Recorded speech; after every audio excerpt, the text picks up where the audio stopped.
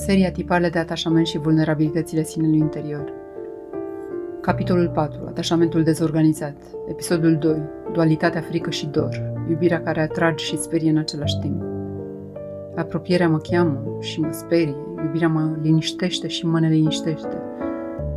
În atașamentul dezorganizat, iubirea nu este niciodată simplă. Este un paradox viu, un conflict intern care nu poate fi înțeles doar cu minte.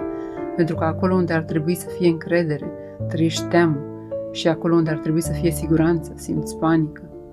Este dualitatea permanentă între dor și frică. Îți dorești apropierea, dar nu o poți tolera. Simți nevoia de conexiune, dar o respingi în clipa în care devine reală. Cum arată această dualitate în relații? Când spui te iubesc și imediat după îți vine să fugi. Când idealizezi partenerul, dar apoi îl respingi pentru un detaliu minor. Când vrei să te apropii, dar devii rece, distant, defensiv. Când vrei să fii iubit, dar nu crezi că ești demn de iubire.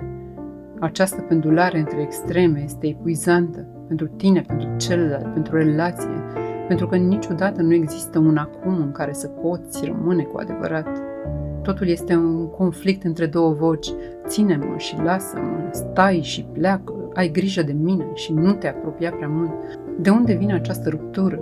Dintr-un trecut în care iubirea a fost ambivalentă, când figura de atașament a fost imprevizibilă, contradictorie, poate chiar periculoasă, și ai învățat că iubirea doare, că apropierea e periculoasă, că vulnerabilitatea duce dezamăgire. Ce se ascunde sub reacțiile contradictorii? O durere profundă de a nu fi știut ce e siguranța emoțională, o lipsă de încredere în propriile trăiri, e prea mult, e real ce simt, o teamă că iubirea va răni exact cum a făcut-o altă dată.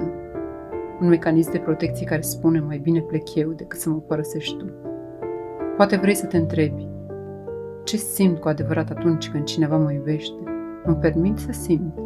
Pot să rămân într-o relație fără să caut motive să fug?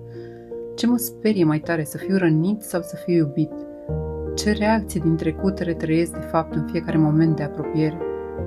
Această dualitate nu este nebunie, este o formă de adaptare profundă la lipsa de siguranță, dar ea nu mai trebuie să conducă iubirea ta, pentru că poți învăța să stai, să simți, să nu fugi, să nu distrugi. Iubirea poate deveni un loc în care nu trebuie să alegi între a fi iubit și a fi în siguranță.